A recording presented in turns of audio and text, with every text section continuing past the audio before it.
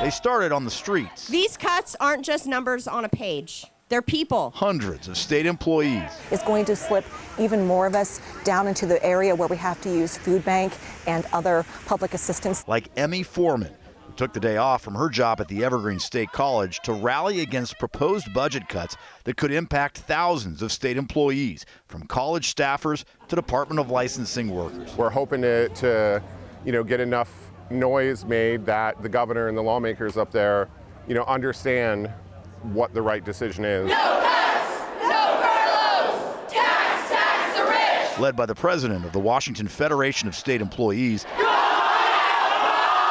they're most upset with Governor Bob Ferguson, who proposed layoffs for thousands and unpaid days off once a month for the next 2 years for everyone else. They don't treat us right. What do we do? Strike! The state employees want to tax the wealthiest residents instead, something the governor does not support.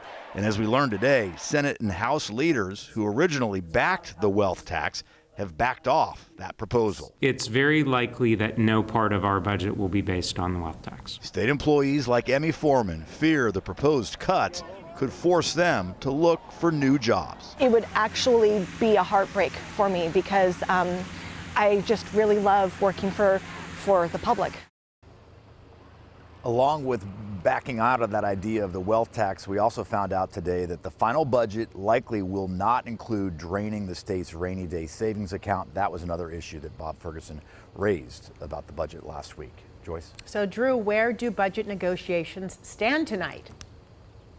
Well, we got about 2.5 weeks left in this session. The House and Senate have passed their versions, but now the real work starts where they have to come up with one final proposal for the governor. We heard that they're also working with the governor's office, so that's promising that they can get out of here on time. We were told today that next week, by this point, we may get a look at what taxes will be part of the budget, and it could be a pretty long list. Well, we got rid of a couple proposals today. You can expect a push on properties and also on businesses, but we'll see next week. Joyce? A lot to look forward to. Drew Mickelson in Olympia, thank you.